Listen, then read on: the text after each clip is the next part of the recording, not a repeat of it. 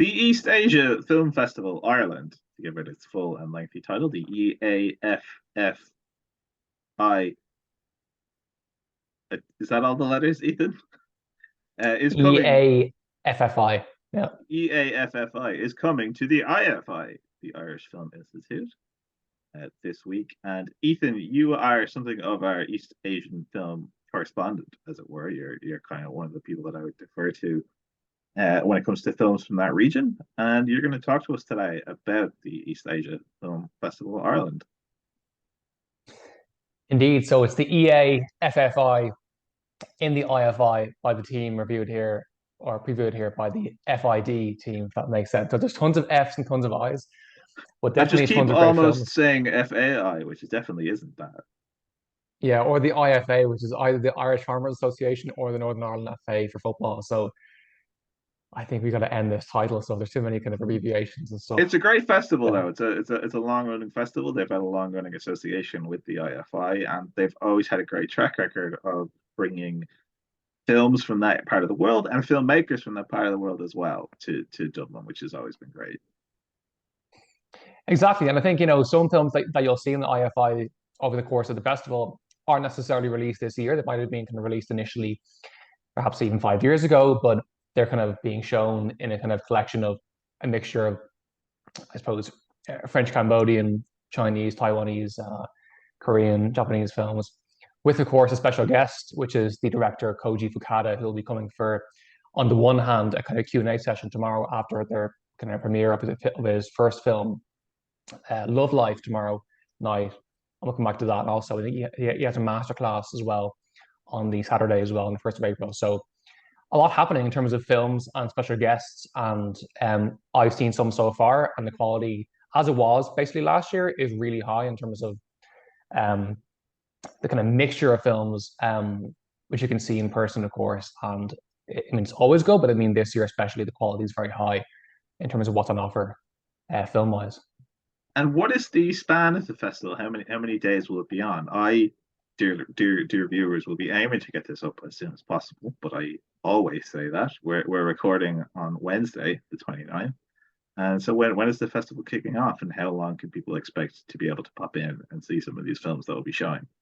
So there's an opening tomorrow night, which involves a Q&A from Koji Fukada and his film Love Life, but actually really kicks off on Friday evening, so Friday 31st of March, which is at 6 o'clock. That's starting with a film by director Wu Long called Absence. Then you have again on Friday evening at 10 past 8, a film called Harmonium. And then you have Return to Seoul Saturday, and probably about 3 films per day, ranging from Friday to Sunday. So it's going to be finishing up probably at the end of Sunday evening, but is going on for the kind of long weekend, if you like. And about, I suppose, 10 films or so overall see. So I'd say pick and choose, come in and out. I mean, it's going to be there for the whole weekend. And evening shows, kind of matinee shows, it's all there. And it's a collection of great films. I've seen some of them so far, but tons to look forward to, I think. It's a packed program, and it's always great when a festival kind of starts before the weekend, because you just get those few extra bits in before, as you say, you're able to go in the morning and kind of throughout the day. So yeah, it's going to be taking place kind of through the weekend, but kicking off from tomorrow. So there'll be plenty to see. And of course, the festival was good enough to send you, Ethan, a few advanced looks at some of the films that they'll be programming at this year's edition. So yeah, I'd love to talk to you about some of the films that will be coming up at the East Asia Film Festival that you've seen and would recommend. Yeah, so we have kind of three, I suppose. I mean, there are many ones to look forward to. I think, first of all, so far from what I've seen, we have on Friday evening at 10 past 8, Harmonium, which is a Japanese film which I actually reviewed, and I think it's out now, involving the director who's actually at the festival this weekend, Koji Fukada. And it's about basically, I can't give too much away, but it's kind of about a man and his wife and their daughter in Japan, in the kind of suburbs of Tokyo. And basically a figure from his past comes back and kind of gets himself involved with his family. And what unfolds over the course of the whole film is that this visitor to the man's basically his garage and his home kind of workstation. He has history with this guy, and there is a kind of revelation of past trauma and past events, and it unfolds in some ways like a kind of drama, but also a thriller, and even like a kind of horror at some stages. And I think you have to go into it knowing that much at most, to be honest, because it is quite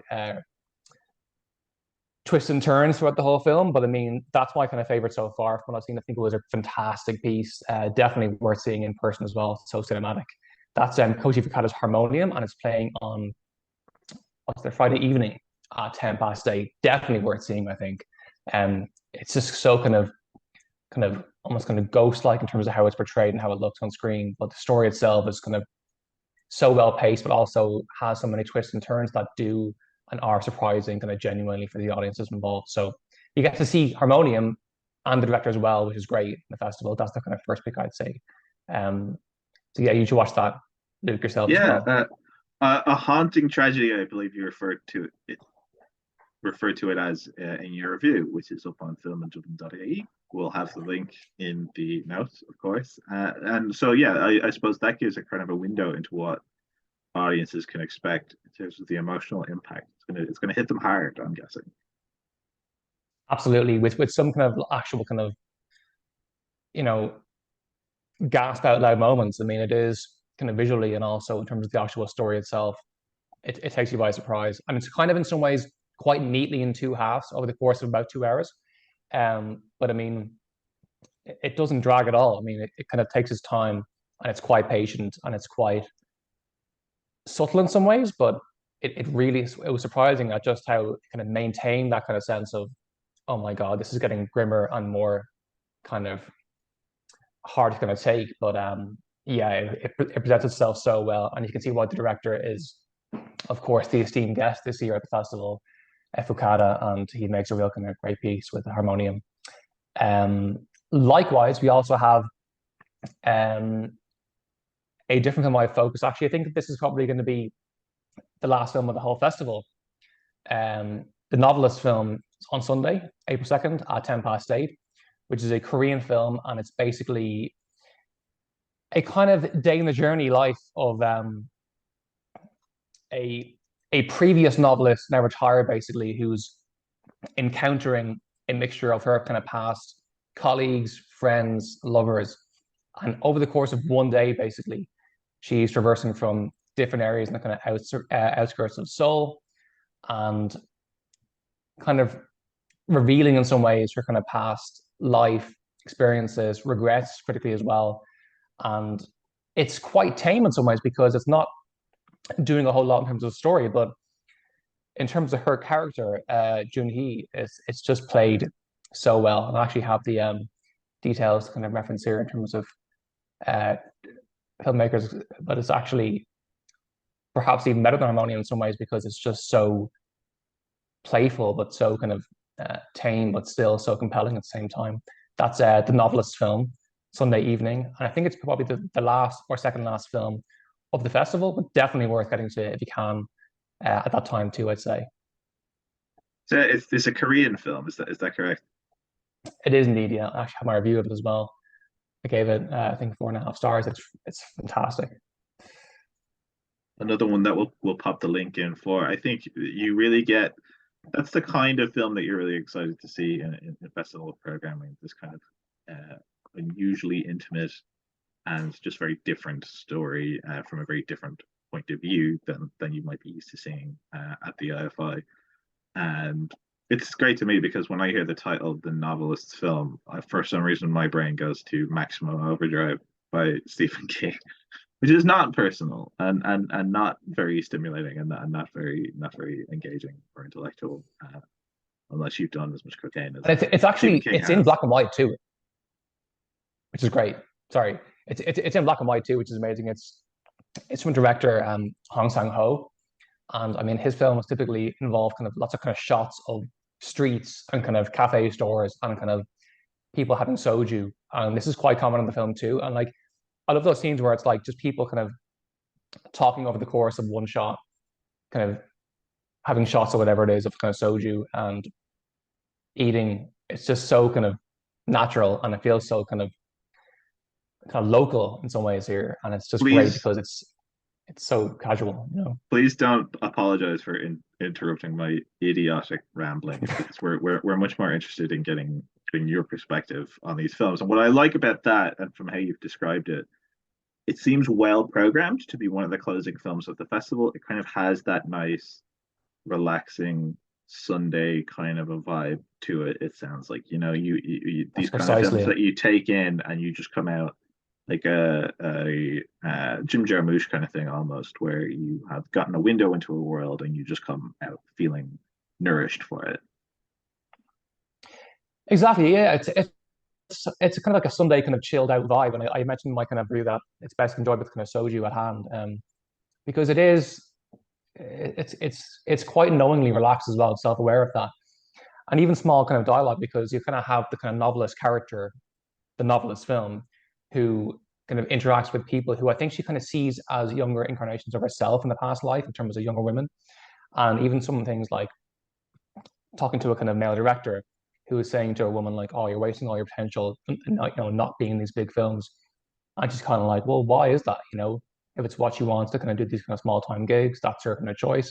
And it's almost as if kind of speaking up for her past self. And she's quite the main character, Joan He. She's quite intense, but quite fair as well. And again, a story isn't a massive thing, but it's a development of her character in a very kind of subtle way, and it's a kind of nice amble through kind of outskirts of Seoul, and it's surprisingly engaging for how tame it might seem on the kind of surface, if that makes sense. Yeah, and I suppose the third film that you've seen in advance of the festival, what were your thoughts on that? How does that kind of stack up compared to the other two? Because they both sound great. Yeah, so the third is Wu Long's Absence, which is basically about two former lovers that kind of, for a variety of reasons, reconnect. It's based in the island, sorry, not in the island, in Haidian, which is kind of like a Chinese place, which is kind of in some ways tropical. It's kind of like Hawaii in some ways in terms of how it looks, kind of beach atmosphere. And it's a mixture of those two having a kind of reconnection, but being quite apart in some ways. And also against the backdrop of like this kind of industrial kind of tension. So you have like worker strikes, you have kind of development companies who are kind of pulling out and making things more difficult for settlers in a certain kind of apartment complex. A bit like last year's EA FFI Film Festival film, which was, I think, White Building. It's very kind of setting a kind of intimate love story between this kind of industrial class-based struggle, and it's again it's quite tame and it's quite quiet as well, um, but it's again a nice stroll through a wonderful kind of atmosphere location, and while it's being quite kind of tame, it's still engaging as well. So I think all three, to be honest, Absence, Harmonium, and the Novelist film are definitely worth seeing. I think personally, to perhaps the Novelist film is the most interesting in some ways in terms of how kind of unique it is. But classically, I think that Harmonium on a kind of Friday is I'd say unmissable almost. It's really really good. You're getting kind of a good spread there as well in terms of the nations that fall under the festival's kind of purview. You got the Japanese film, the Korean film, the Chinese film as well. Were there any other films kind of in the schedule from other parts of East Asia? Because they kind of cover everything pretty comprehensively. Was there anything from other countries that kind of stood out particularly to you as, oh, I'd really like to see that as well? Yeah, I think kind of a few ones. So first of all, you have on Sunday evening again at 6 p.m. you have Blue Island, which is a Hong Kong kind of docu film by Chan Si Woon based on basically the kind of protests in Hong Kong over the last 2 3 years. So that won best documentary film at the Hot Docs Festival in 22, and that I think is quite intense in terms of how it covers the kind of contemporary riots and the kind of protests and unrest in Hong Kong.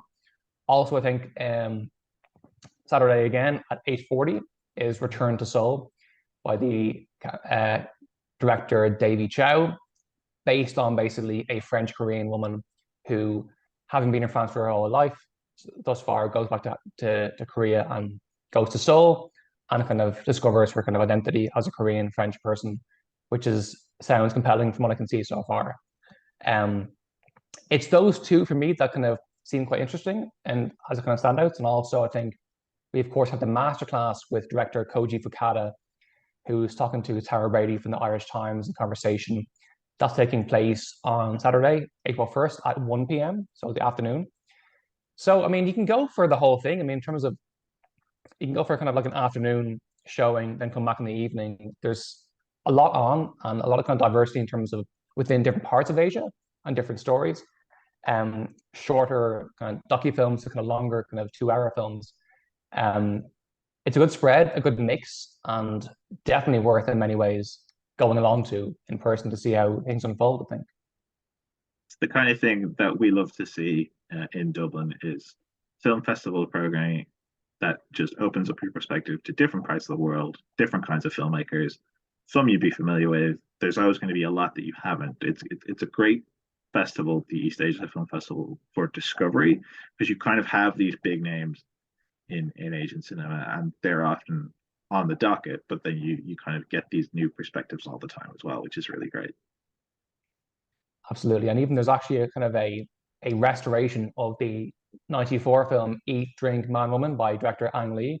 Yes, yes, I And saw this. that's amazing looking in terms of how it kind of is restored now. So that's going to be definitely worth seeing Saturday evening as well, I think at 8:30. So yeah, I think any one day is probably going to be great because you might get Harmonium on one day, on Friday, you might get Novelist on Sunday, you might get a restoration of that film on Saturday. I mean, you get a mix any one day on its own or in and out over the course of the weekend will, I think, be guaranteed to yield, uh, great viewing experiences for anyone who wants to go because, again, it's kind of exploratory. It makes you discover new perspectives, new kind of directors as well, filmmakers, which you might like beyond the festival.